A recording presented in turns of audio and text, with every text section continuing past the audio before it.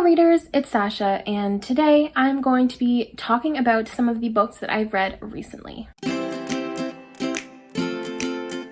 So if you didn't know, I have kind of been, obviously you knew, I have been MIA on here for the past, I want to say like a month and a half. It's been pretty hectic. I've been posting sporadically and then just not at all. And I have continued to read during that time, barely, but it has happened. So I figured I would do kind of like a May/June wrap up and just talk about the books that I've read recently. So as a life update, I guess, why I've been so sporadic on here, I got married May 15th and it was a really, really private ceremony. It was literally just me, Noah, and then his parents and my mom. And it was a really special day. We had an incredible day together, and then we had pictures done at a different location because we weren't able to have a photographer come to the wedding. So we had a very unique wedding, but it happened and it was a great time. And then at the beginning of June, oh my God, at the beginning of June, seriously? I think it was like second week of June, I met the sweetest little boy. He was abandoned in a ditch by what we think was his family because he was broken. And so I wanted him.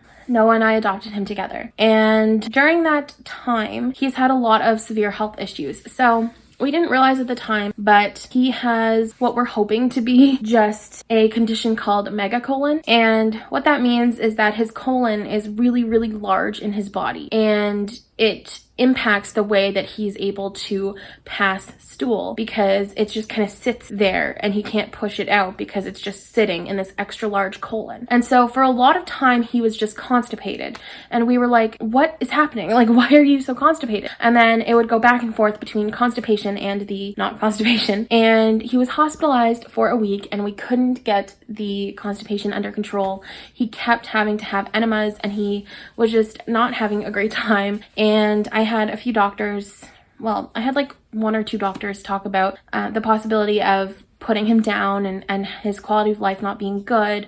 And that really put a damper on my life and everything because I became so attached to him in such a short amount of time.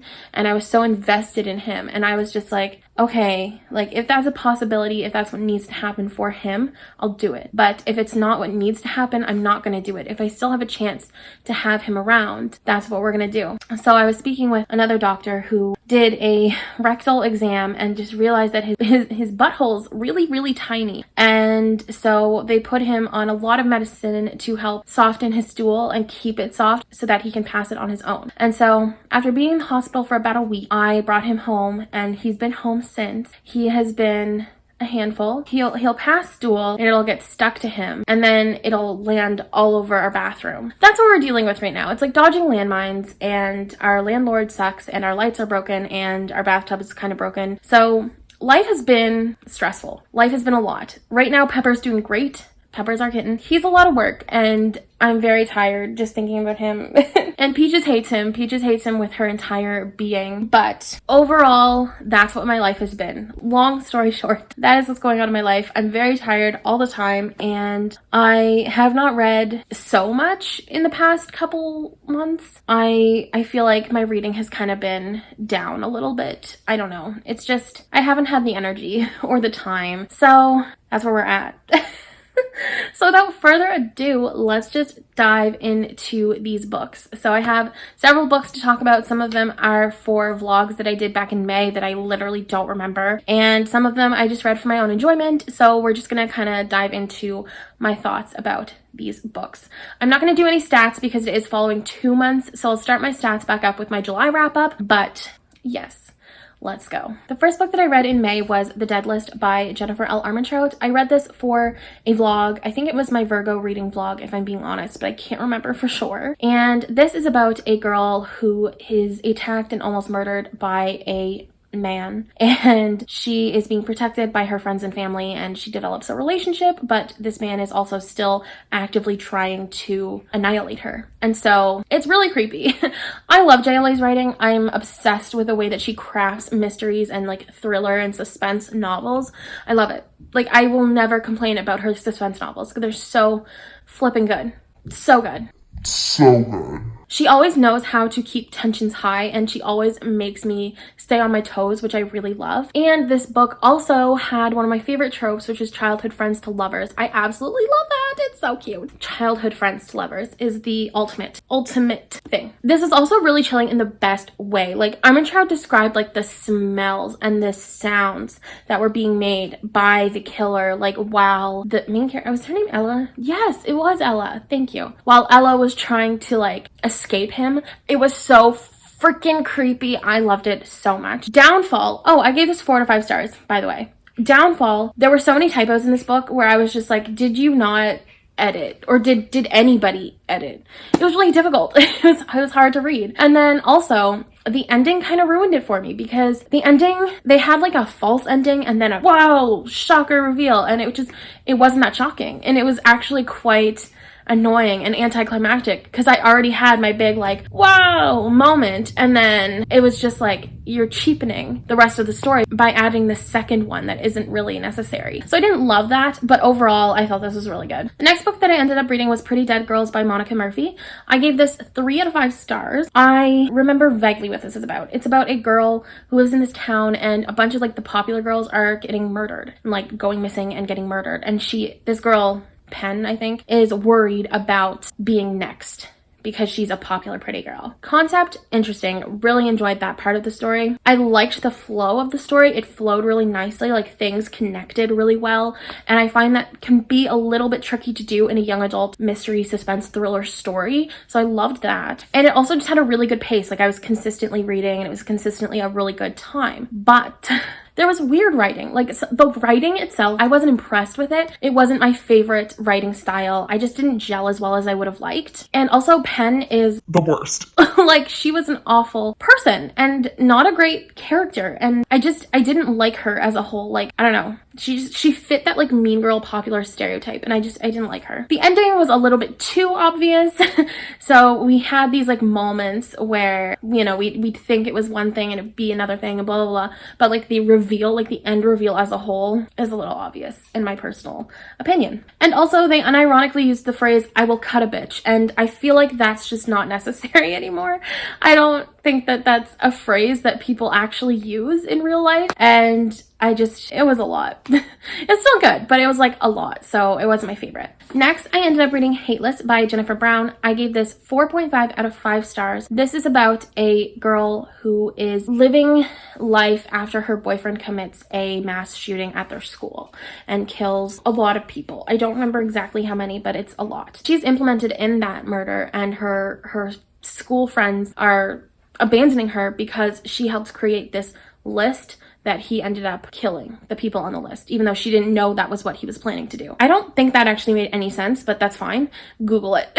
The writing, so good. The ending, so good. Honestly, when I picked this book up and I saw this cover, my hopes were like down very, very low, because what is this cover? But who knew inside the cover was going to be beautiful writing, a beautiful ending, and the normalization of therapy, of seeing a therapist when you need one. Brilliant. 10 out of 10. Loved that. I also really like the way that Valerie was portrayed. She was portrayed as being human. She was like, I hate that he did this, but does it make me a bad person that I miss him, that I loved him, and that I still have these feelings? And I feel like it's so relatable for people who have likely been in a situation like this, where they've had a loved one commit such a serious crime. I feel like it's so hard to disassociate that person that you loved and that you had those memories with this person who committed such heinous crimes. So I personally really, really, really loved that for this book. I thought it was really well done. This did switch from past to present, and it sometimes did get a little bit confusing, so I wasn't the biggest fan of that. It is a product of its time. I think it was published in 2009. You can definitely tell in some parts with just the way that they're describing certain people. Yes, 2009.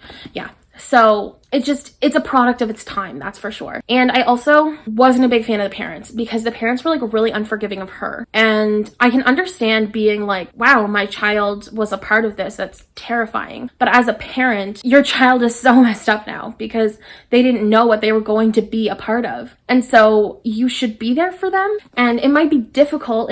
It's going to be something you need to have like intense therapy over, but you need to be there for them, because they just went through something horrific that they didn't even realize they were going to go through.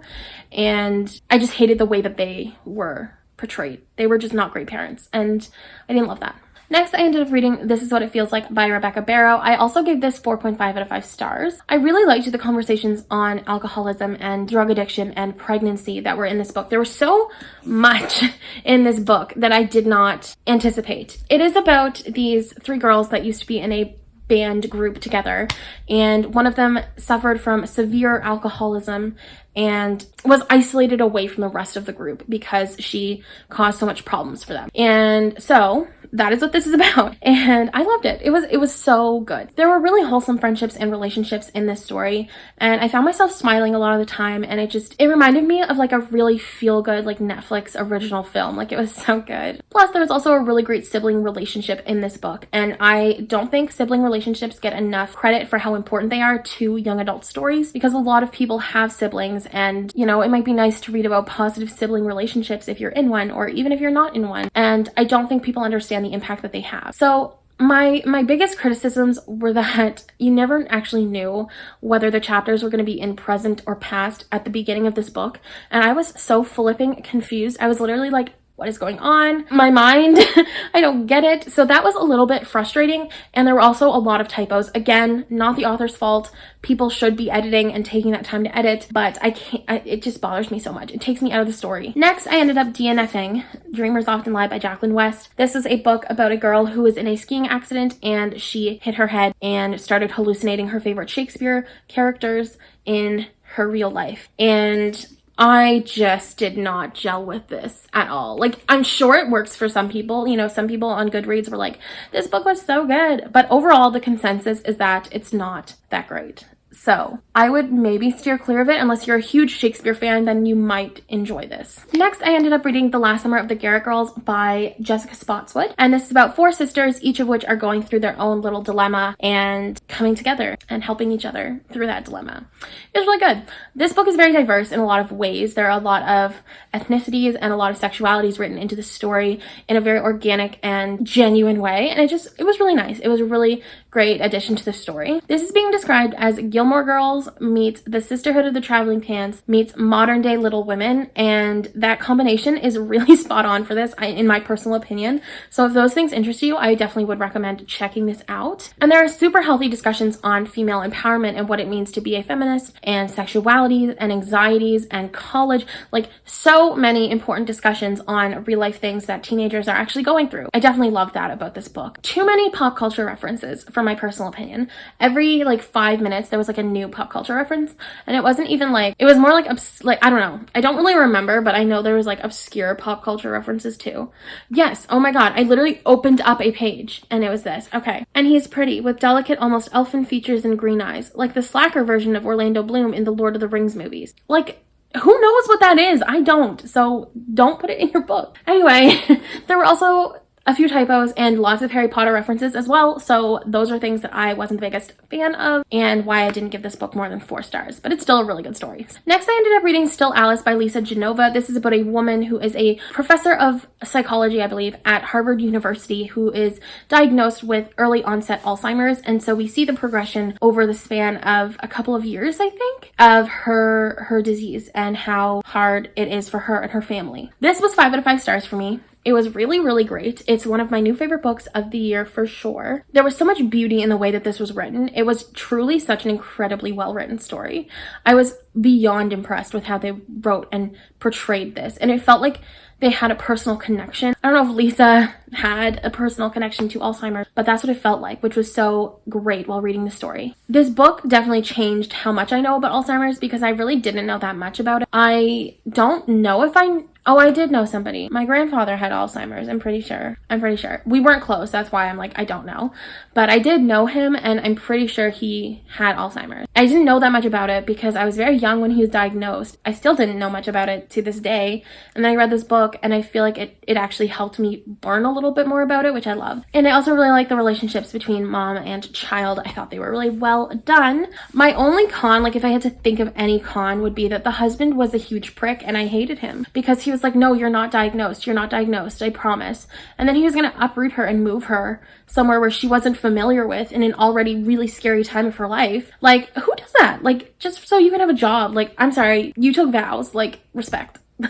I hated it. I hated him. He was the worst. But the story itself, beautiful. 10 out of 10. Loved it. And in dire contrast, I read Cracked Up to Be by Courtney Summers and gave this 2.5 out of 5 stars. Prose, short, well written. Liked that. I think Courtney Summers' writing is really good. One of my biggest pet peeves in books is when everybody interrupts everybody else. And that happened so much. Like, people would finish each other's sentences. And by that, I mean not have the decency to wait until someone's finished their sentence prior to speaking. And that really bothered me. I hate that so much. And it got to the point where I had to use it as a con against the book because it was just so much. In such a short book, like, why? What is the necessity? There is not one. Parker, the main character, low-key the worst character. Like, she needed way more development. You can have a short story. You can have a novel that's not even 225 pages. But if your main character is, like, not a developed person, what's the point? Like, you easily could have made this a little bit longer, fleshed out her character a little bit, and maybe made her a little more sympathetic. But you didn't. She sucked. She was the worst, and I did not feel bad for her for anything. And there were weird character dynamics, like the relationships between certain people. I was just like, this is uncomfy. And there was unnecessary dog death and bullying said dog prior to said dog's death. And I see way too much animal death in my real life job. I don't need to see unnecessary when it doesn't add anything to the story dog death. Like, it just doesn't make sense. It really pissed me off. I cried, like angry cried, because I was like, what was the fucking point? No offense. But like, what was the point? I don't get it. It's fine. Then I read The Silent Wife by A.S.A. Harrison, and I gave this 3 out of 5 stars. This is a very easy to read book. This is about a woman who kills her husband, and that's not a spoiler. It's literally like in the synopsis of the book, and we're kind of working our way up to how it happens. A relatively conclusive ending. There weren't any loose ends that needed to be tied up, as there are in some thrillers like this. Jodie, the woman, the main character, the wife, she was an interesting character. I wish we had a little bit more depth to her, though. I feel like she was very surface level, and I would have liked to dive a little bit deeper into her character development. What I didn't love is that cheating is a central theme / plot device in this book, and I didn't know that going into this. Feel like I should have, but I did not. There's also very little dialogue, which if you know me, you know that I hate when there's not a lot of dialogue, and there was so little, and it was draining. It did switch back and forth from past to present again, which is something I'm not the biggest fan of. And also it had this thing where the man cheats and then he got annoyed thinking about his wife being with another person. Like, you give up that right when you willingly sleep with another person while you're in a relationship. You give up the right to be angry with them if they do the same thing, which they didn't. So fuck off.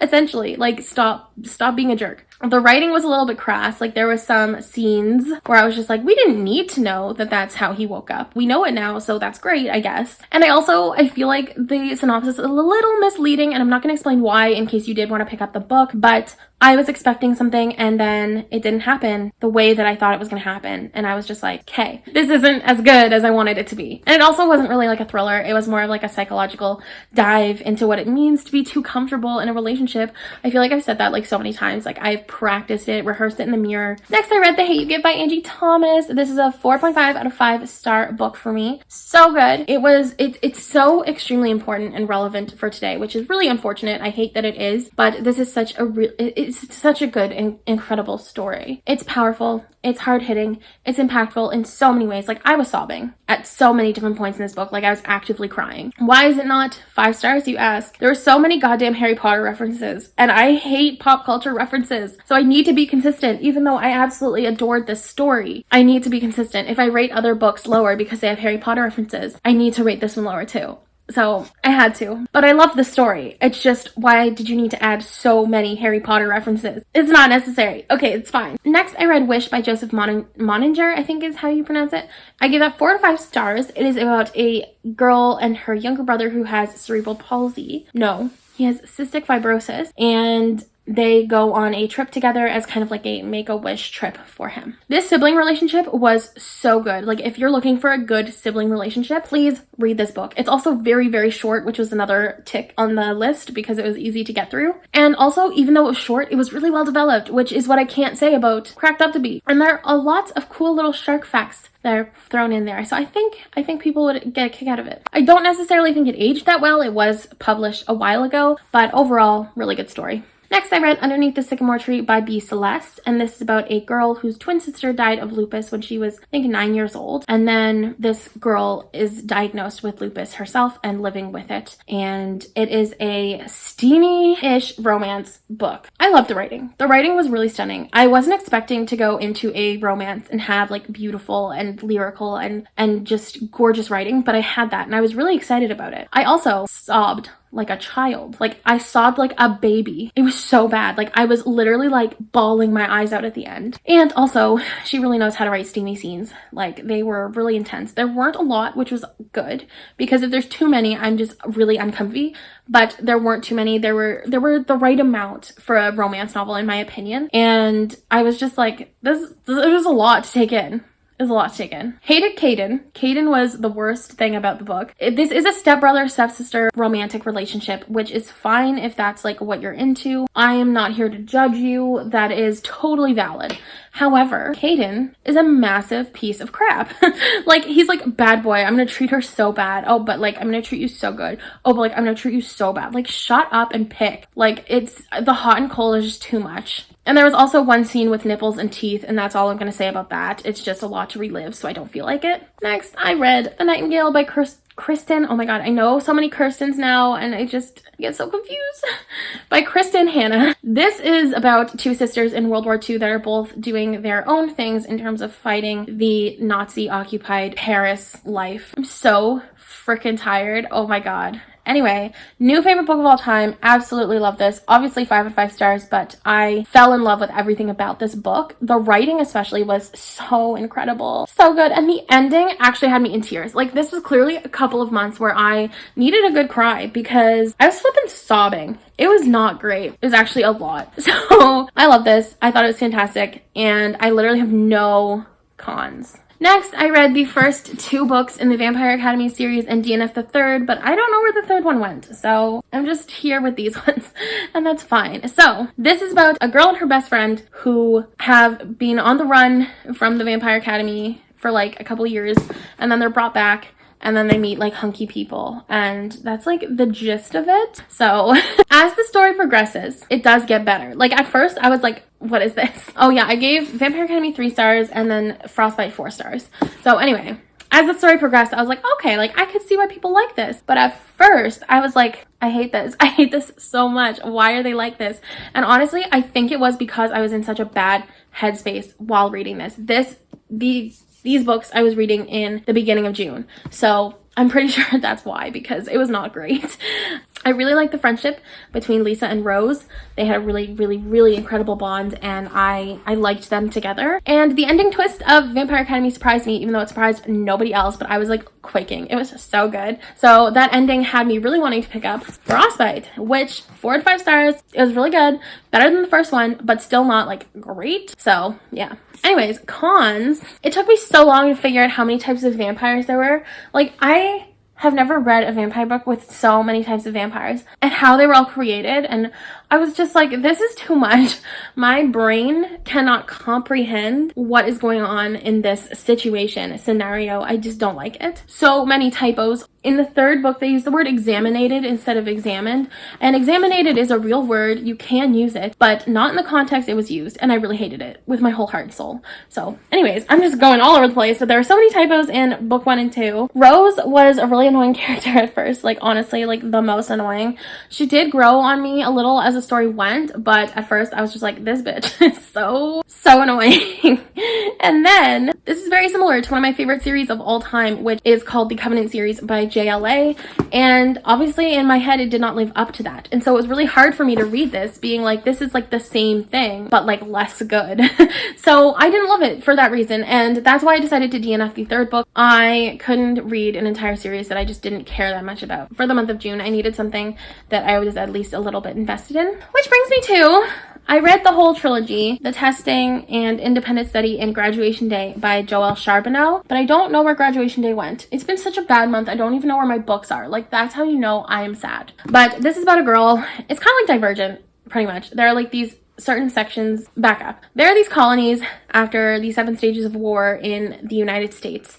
And students are chosen from the colonies to go through this testing process to get to the university. And once you're in the university, you have to pass like an entrance exam, and then you're put into your like stage of revitalization. So they have like medical engineering, no, they have biological engineering, medicine, government, and 2 other things, I think. And this was good. The first book focused exclusively on the testing and the rigorous and intense processes that they went through, and I liked it. It was good. I gave it 4 to 5 stars. I enjoyed it. It was very descriptive, not a lot of dialogue. Again, not one of my favorite things, but it reminded me a lot of the dystopian books that I have loved since I was a kid, so I did love that. Independent Study, good book, liked it. I thought it was interesting. It dove more into the government side of things, and I liked it. It was good. I think I gave it like 4 stars. And then the third book, Graduation Day, I didn't like as much. I feel like the ending wasn't as great as I was hoping for. It was kind of anticlimactic, and also the main character was kind of a Mary Sue because she could do everything. And it was just like, why can you do everything? Like, you're 16 and from like one of the tiniest colonies in the world. Well, not in the world, but like in the United Commonwealth. It's like, why can you do everything? I don't understand. But overall, it was a good time. So yeah, those are the recent reads that I have recently read. Thank you for tuning into this video. Please don't forget to like, comment, and subscribe for more content. I do post twice a week, and I have a lot of fun videos coming up that I'm sure you're not going to want to miss out on. And until next time, bye readers!